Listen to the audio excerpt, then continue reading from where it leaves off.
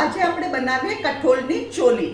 એના માટે મેં શું કર્યું છે, નાની વાડકી ચોલીને મેં ધોઈ કાઢી અને એને 6 કલાક માટે પલાળી અને પછી મીઠું નાખીને 5 વિસલ સુધી કૂક કર્યું. આમાં મેં શું કર્યું છે, 1 ટેબલસ્પૂન તેલ લીધું છે, ખાલી 1 ટેબલસ્પૂન તેલ એ મેં ગરમ કરવા મૂક્યું છે. એમાં આપણે આ ચોલી બધી નાખી દઈએ.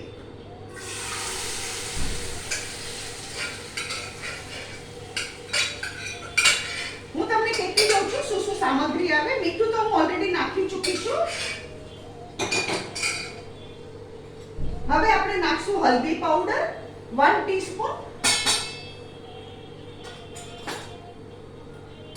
ધાણા જીરું પાવડર 1/2 ટીસ્પૂન, લાલ મરચું પાવડર 1 ટીસ્પૂન, 1 ટીસ્પૂન હતા લાલ મરચું પાવડર. એ ગેસ ફાસ્ટ કરું છું. અને સાકર, આપણું ગુજરાતીનું ખાવાનું સાકર વગર તો હોય જ નહીં. સાકર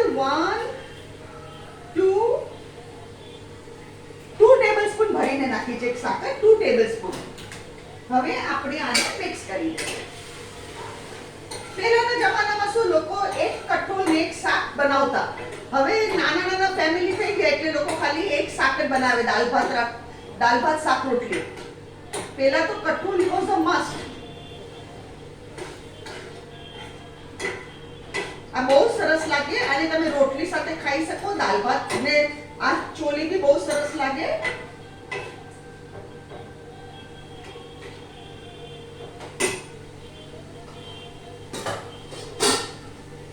આપણી થઈ ગઈ ચોલી મસ્ત.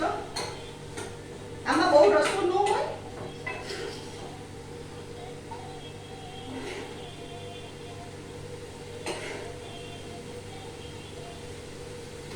આ ગેસ બંધ કરું છું. ફ્રેન્ડ્સ, આ છે આપણી ચોલીનું કઠોળની ચોલી. અગર તમને મારી આ રેસીપી પસંદ આવે તો કમેન્ટમાં જરૂરથી લખો. મારી વિડીયોને લાઈક કરો, શેર કરો અને મારી ચેનલને જરૂર સબસ્ક્રાઈબ કરો તમે.